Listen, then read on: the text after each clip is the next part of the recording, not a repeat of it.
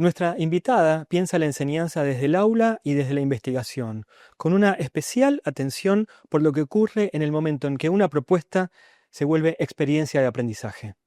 Sus libros y su trabajo como formadora de docentes son un diagnóstico preciso e incómodo de la escuela y la universidad. Es una de las voces más autorizadas para hablar de la transformación que propone la inteligencia artificial, la reforma educativa, la educación continua. Personalmente quiero decir que la quiero y la admiro, y para mí, y creo que para todos los que hacemos TICMAS, es un gran honor que Mariana Mayo nos acompañe en la primera edición de nuestro podcast Voces que Transforman. Hola Mariana, ¿cómo estás? Hola Patricio, el honor es mío. Un gusto estar acá una vez más con ustedes. Siempre nos acompañás, gracias por estar con nosotros. Tengo varias preguntas para hacerte. Si querés, arrancamos con una como de una escena de aula. Si tuvieras que contar o explicar tu trabajo desde el aula, ¿qué escena usarías?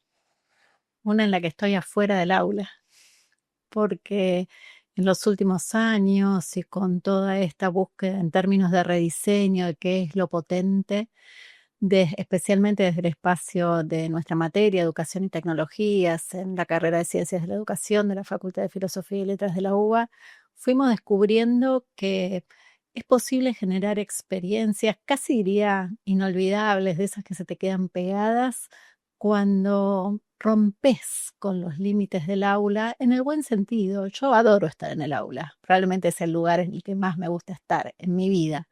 Sin embargo, cuando estamos en el museo o en una escuela o vamos a otra universidad o en el pasillo, ya empiezan a pasar otras cosas y nos importa que pasen otras cosas, ¿no? Las aulas siguen teniendo algo de eso que heredamos, que se nos vino como con la memoria, pero que a veces es difícil de poner en tensión. Y la cultura contemporánea nos pone bastante presión, nos interpela para poner en tensión. Entonces, yo soy tecnóloga educativa, genero experiencias contemporáneas, podría decir, de enseñanza y aprendizaje, pero en esas en las que hoy me siento más a gusto y creo que definen lo que soy, voy por el borde. Las escaleras en Puan, salimos a la calle, vamos hasta Parque Chacabuco, hablamos con la gente. Y cuando volvemos de un ejercicio que así planteado bastante sencillo, somos otros, ¿no? Y empezamos a construir en serio. ¿Eso lo hiciste desde siempre? ¿O es que la tecnología rompió las puertas y ventanas del aula y empezaste a vivir una experiencia analógica a partir de eso? Diría que el punto de inflexión se ubica alrededor del año 2015, 2016. Ahí empezamos a advertir, justamente por las tendencias culturales vinculadas con la tecnología, que a los estudiantes ya las cosas que proponíamos, incluso cuando dábamos todo, no les resultaban tan interesantes, no los comprometían intelectualmente, circulaban ya por mundos distintos, ¿no? Nosotras decimos los de las narrativas alteradas que Cuando decís ofrece nosotras, ¿quiénes son? el equipo. Karina León, Verónica Perosi, Jimena Jakubowicz, Cecilia Paladino y un gran equipo. Y empezamos a advertir que no da para más. Habían cambiado las formas en que se construye el conocimiento a partir del cambio de siglo, especialmente con la impronta que trae Internet a la investigación, a la producción. Habían cambiado los sujetos que educamos con las pantallas a disposición y dijimos, bueno, hay que empezar a dar vuelta. El primer ejercicio fue cambiar el frente del aula. Y en algo que parece tan pequeño ocurrió una suerte de revolución. Después dijimos, bueno, saquemos los bancos. Y bueno, ya que los bancos están afuera, ¿por qué no enseñamos en el pasillo? Y así fuimos ganando la calle, otras instituciones, otras organizaciones, otros mundos, ¿no? Jerome Brunner decía que educar es enseñar a mirar esos otros mundos posibles. Y los mundos posibles requieren otros ámbitos, requieren otras realidades, requieren a otros y a otras. Hay que ir a buscarlos. Hablas de educación y tecnología y esa relación ha generado a lo largo de los años y si querés más en este momento, mucho debate, mucha discusión. Es cierto, el pizarrón y la tiza eran tecnología, siempre lo fueron, pero ahora estamos en otro ámbito y hay muchas cuestiones que se asocian y quería preguntarte cuáles son las ideas o los conocimientos donde nos paramos demasiado cómodos o estereotipados en la tecnología. Estamos llenos de esas historias en el ámbito de la tecnología educativa. La primera probablemente es que la tecnología viene a arruinar todo o que viene a resolver todo, lo cual es prácticamente lo mismo desde el punto de vista del enfoque, ¿no? Ya esto hemos hablado durante mucho tiempo en este campo de tecnofóbicos y tecnofílicos, pero hay muchas otras, ¿no? Por ejemplo, que dentro de ese tipo de abordaje, que los problemas que tiene la enseñanza se resuelven con tecnología. En un momento se resuelven con la televisión educativa y hoy se resuelven obviamente con la inteligencia artificial. Tenemos una compañera en Colombia que dice, sin pedagogía no sirve la tecnología. Ponele, claro, pero se reactivan estas historias, ¿no? O viene a resolver los problemas del aprendizaje. Bueno, ni lo uno ni lo otro hasta acá se demostraron empíricamente, podríamos decir. Después tenemos otra que se repite que nos deja así como, no, bueno, pero entonces los chicos y las chicas van a estar motivados. Dale, 3 veces el mismo recurso y ya están desmotivados de nuevo. Tenemos las que tienen que ver con la eficiencia. Esto nos va a permitir hacer las cosas más rápido y así sucesivamente. No son casi mitos en términos del campo de la tecnología educativa. Tú sabes que hablé con Arturo Cherbosky en México y él me decía que una de las cualidades de la universidad es, por un lado, tiene que ser veloz para acomodarse al mercado. Estábamos hablando de la universidad, ¿no? Y decía, pero por otro lado, la educación profunda es lenta. Claro, sí. Recuerdo el programa de Raven Feuerstein hace muchísimos años, ¿no? Que tiene que ver con los programas de inteligencia que tuvieron su momento de popularidad. Tenían en la tapa de los manuales un niño que decía, un momento, déjame pensar. Claro, por supuesto, los procesos cognitivos son profundos. Ahora los de alto valor, ¿no? Ahora bien, volviendo a esas situaciones como casi estereotipadas que se repiten hasta acá, son difíciles de desmontar. No es tan fácil, ¿no? Desmontar toda esa historia. Y creo que ahí hay que apelar a que un campo como este, la tecnología educativa, tiene ya muchos años, décadas de trabajo sistemático de investigación, de resultados consistentes. Nos ha tocado compartir hace unos días eh, esta nueva edición del Instituto del Futuro, organizado por el TEC de Monterrey, en México, y lo que vemos es una producción, uno podría decir, apabullante en términos de resultados sistemáticos, de documentación. Entonces no podemos seguir repitiendo estas mismas historias. Creo que es un momento bien interesante para tomar conciencia, ¿no? Es decir, no podemos seguir diciendo que ahora esto se resuelve con, bueno, probablemente eso sea romper con una cierta inercia y con una comodidad y con un lugar común, pero hay que hacerlo. Hablas del IFE Conference, que es una conferencia que da el Instituto del Futuro de la Educación en el TEC de Monterrey, y la estrella de la edición fue la inteligencia artificial. Desde bots de autoaprendizaje hasta métricas y análisis y educación hecha a medida para cada uno de los con trayectos personalizados para cada estudiante. ¿Qué le pedirías a un docente en relación a la IA?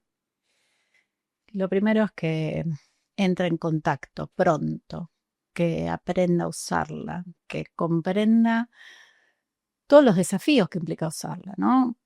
Comprender sus incorrecciones, sus sesgos, sus alucinaciones, sus problemas, sus incorrecciones, incluso sabiendo que eso tiende a mejorar en un plazo probablemente más corto que el que nos imaginamos, ¿no? Porque son sistemas que aprenden a medida que nosotros estamos acá hablando.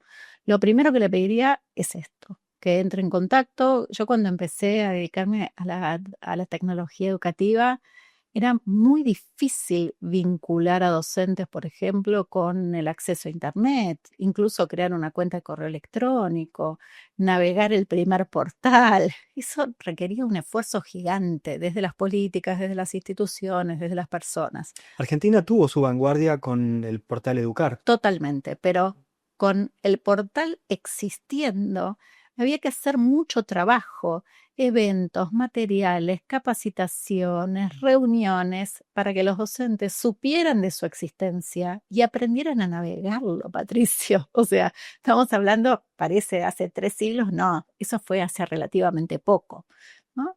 Unos 20 años.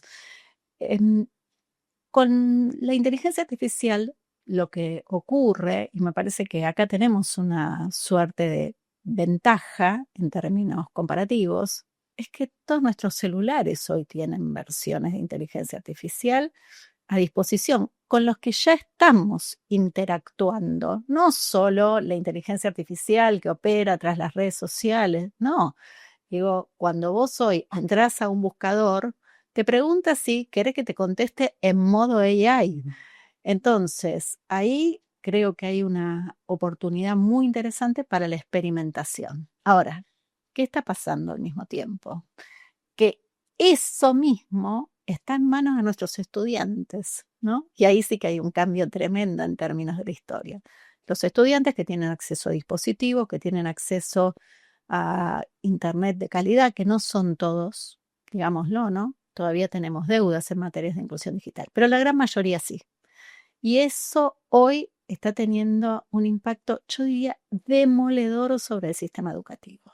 Tengo historias de todo tipo, ¿no? Pero para contar algunas de las que me parecen más sorprendentes.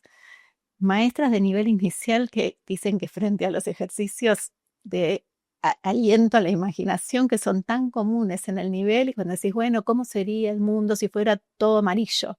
Dicen que los estudiantes le dicen, preguntémosle a la inteligencia artificial. En el nivel inicial. Mira, acá tuvimos una reunión, perdón que te interrumpa, pero es para sumar. Tuvimos una reunión con rectores universitarios y rectores del secundario, y uno de los que vino fue Ludovico Grillo, el director de INET. Y no me acuerdo si con quien estaba hablando él, yo estuve ahí, pero no me acuerdo si era alguien del secundario o de la universidad. Y en un momento le dicen, ¿sabes cuál es nuestro problema? Que los chicos están todo el tiempo usando la inteligencia artificial y en los exámenes nos complican. Y él dijo, hay que cambiar la forma de enseñar. Claro, ahí estamos parados, ¿no? Pero incluso de maneras bastante sutiles. Fíjate que en enero, creo que fue, no me acuerdo, fin de diciembre, enero, tomé un café con unas estudiantes mías de 2025, universitarias, fue en diciembre, y frente a la preparación de un examen final de otra materia, les digo, pero ya le están preparando una materia que yo sé que es como compleja a la hora de evaluar. Y me dicen, no, estamos escuchando los podcasts. Yo digo, ¿la materia de podcast? Y me dice, no, los hacemos nosotras. ¿Cómo los hacen? Claro, ponen la bibliografía, en este caso usan Notebook LM, y les arroja un podcast precioso donde se discuten los temas de la materia. Yo hace unos días hice un ejercicio que publiqué en las redes donde tomé mis categorías de enseñanza poderosa e inclusión genuina que están en mis primeros libros y pedí un podcast. Entonces sale un podcast de 13 minutos con materiales que están en la web que yo seleccioné porque me preguntó cuáles quería que se utilizaran. Escucho el podcast y digo, está bastante bien. O sea, no es lo que yo diría, pero está bastante bien. Entonces digo, el podcast está bastante bien. Los conceptos ¿cómo están tratados? Bastante bien. ¿Alcanzaría para probar? Bastante bien. Entonces lo publico y digo a la gente que está en mi comunidad, ¿qué vamos a hacer con esto? ¿No? Y cuento esta historia, estas son mis estudiantes, me contaron esto. Y pues sabes que hubo reacciones muy honestas diciendo, che, está buenísimo. Yo creo que hubo gente que se lo guardó para usarlo. Entonces digo, pero pará, no era esta la discusión. La pregunta es, ¿cómo vamos a hacer para que nuestros estudiantes lean? O sea, la bibliografía, que es como la base del sistema educativo universitario.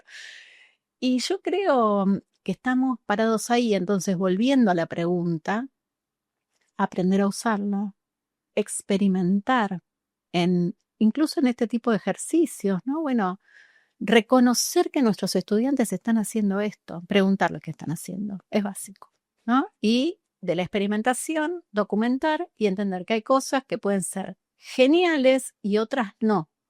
Y las descartaremos, veremos qué hacemos, pero lo que no podemos hacer es mirar para otro lado. Hoy no vale. ¿Y qué ya deja de ser sostenible o en todo caso qué es insostenible del sistema educativo a partir de la irrupción de la IA? Mira, la respuesta corta para mi gusto, pero yo sé que después la gente se enoja, es la clase expositiva, la explicación de los textos, no digo solo en la universidad, la explicación de los manuales, la explicación de los textos escolares, la explicación de los contenidos simplificados curricularmente. Pero la IA es muy expositiva, la generativa, ChatGPT, Claude, te Pero, explican. pero justamente, porque los estudiantes ya no quieren escuchar nuestra explicación, esto lo sabemos hace rato, pero además hoy ya, ¿Alguna vez te hicieron? a mí me encantaba, pero sobre todo los docentes magníficos, ¿no? Porque es cierto que también ahí, digo, había veces que vos decís, ¿para qué? Pero cuando vos mirás las instituciones y ves que gran parte de lo que sigue sucediendo tiene que ver con la exposición, decís, esto no va para más. Y yo creo que la evaluación, claramente, en los términos que lo planteabas antes, tampoco va para más. Ahora, es muy difícil porque hay un punto en el que esto sigue siendo como el corazón del sistema. Entonces, Voy a poner un agregado ahí, perdóname, pero las familias también intervienen. Un padre que se formó en el sistema educativo y estuvo 12 años más los años universitarios, si su hijo no responde a la educación o a la forma de las evaluaciones que él tenía, también se siente perdido. sí, probablemente estemos en un antes y después, ¿no? Yo vengo planteando públicamente que pensamos como que la gran crisis del sistema educativo había sido la pandemia. Yo creo que en muchísimos sentidos lo fue. Nos obligó a hacer cosas que no imaginábamos, nos permitió entender cosas que veníamos tardando demasiado en comprender.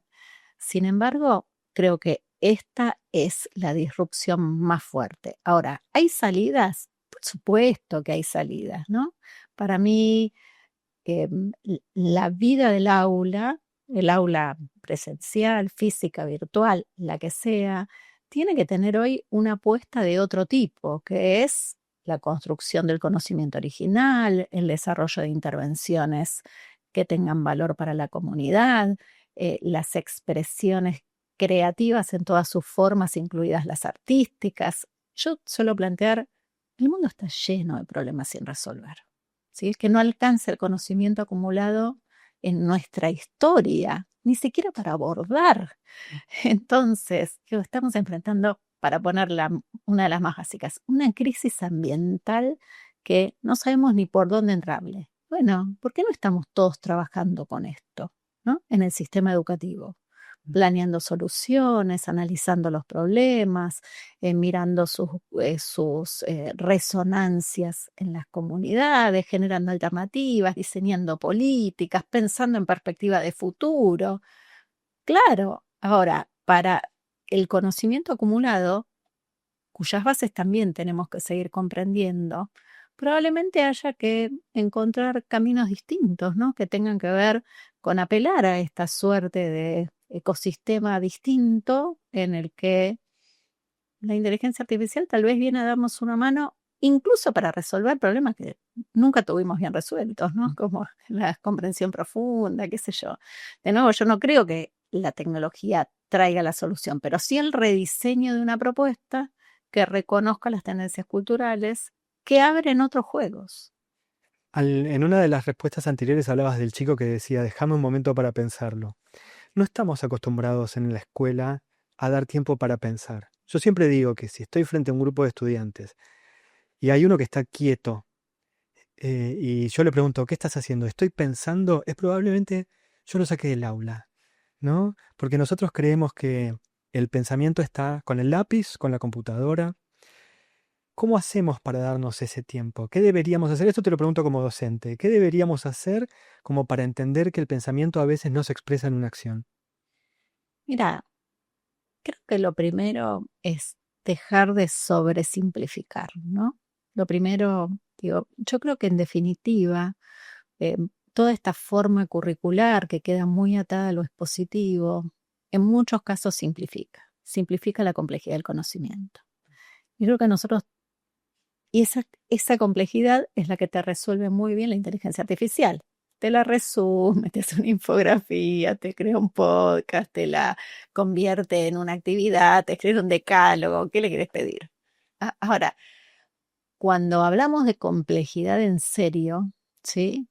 Eh, en el campo de la tecnología educativa, un problema complejo es qué hacemos con el acceso de los sectores más vulnerables que están eh, todavía con deudas de inclusión, que tenemos que llegar a como sea, que necesitamos que sean parte de esta sociedad del conocimiento, que hay que generar propuestas distintas desde el punto de vista probablemente de los contenidos, para darles más riqueza, porque faltan experiencias de otras características, todo eso. Eso es un problemón.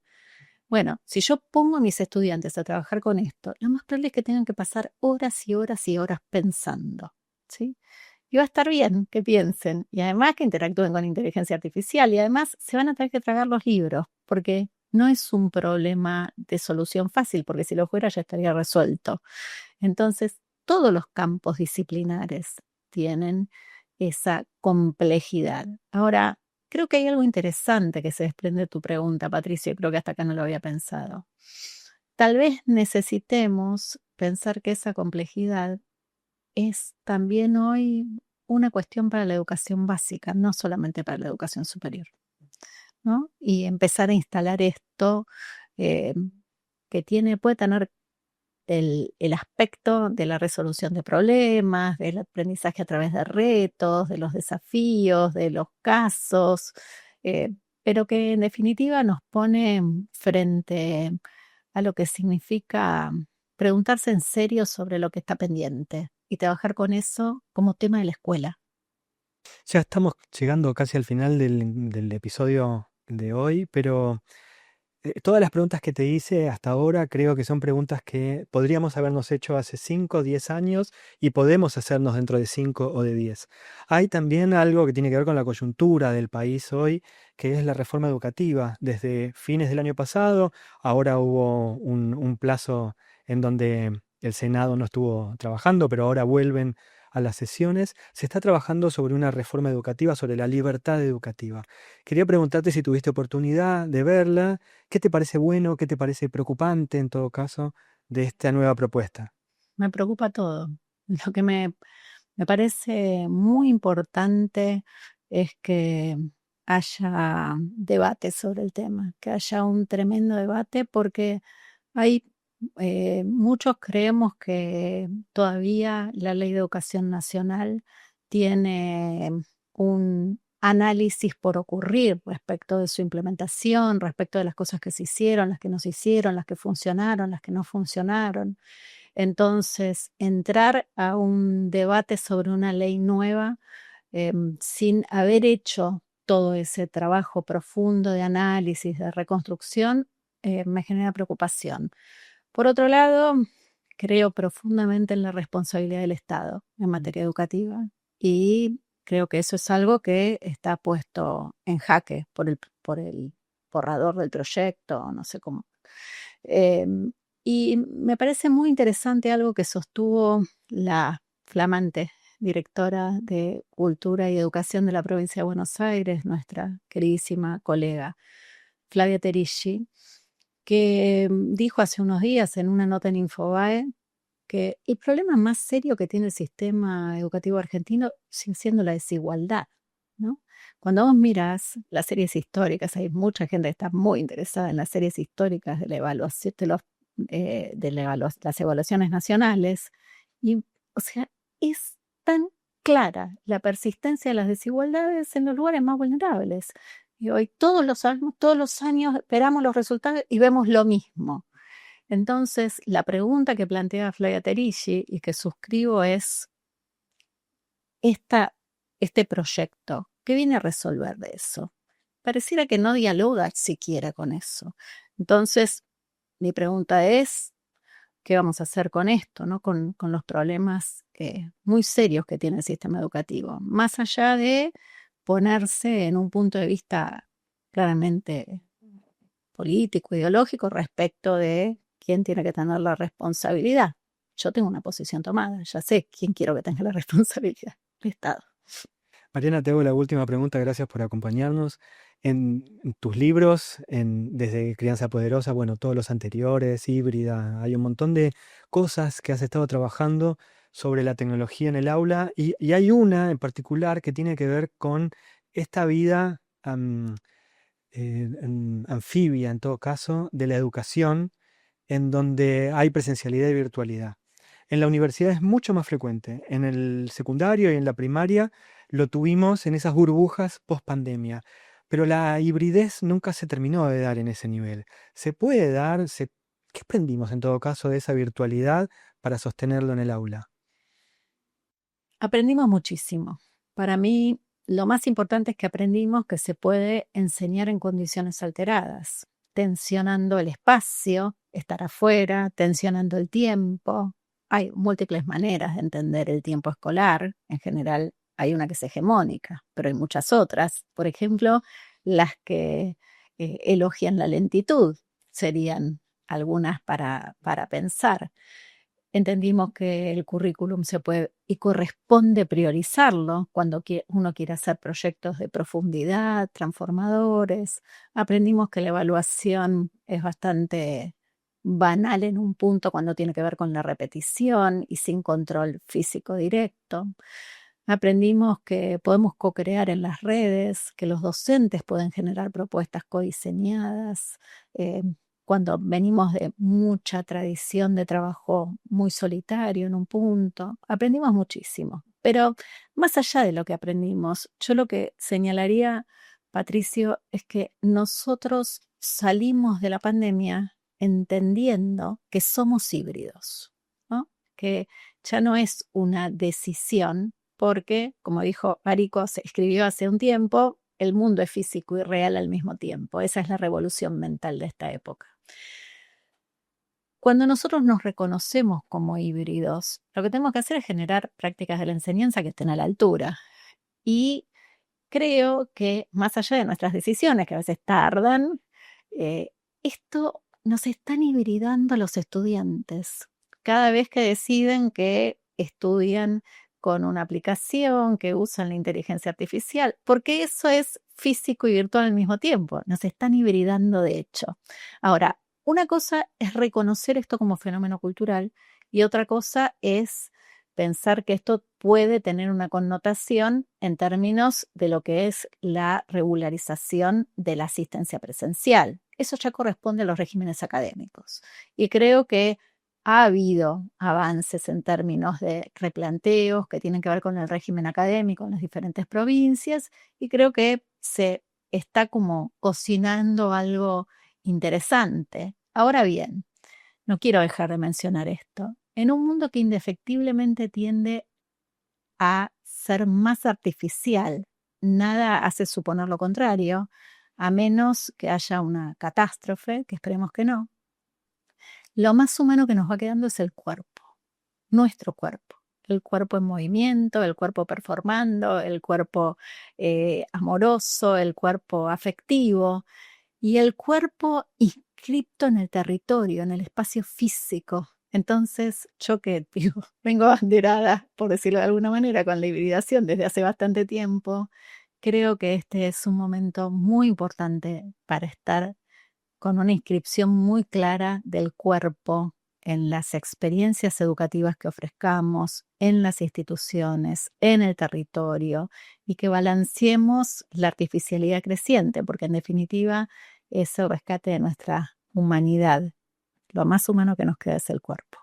Mariana Mayo, gracias por acompañarnos en nuestro primer episodio del podcast Voces que Transforman. Muchas gracias a vos, un placer.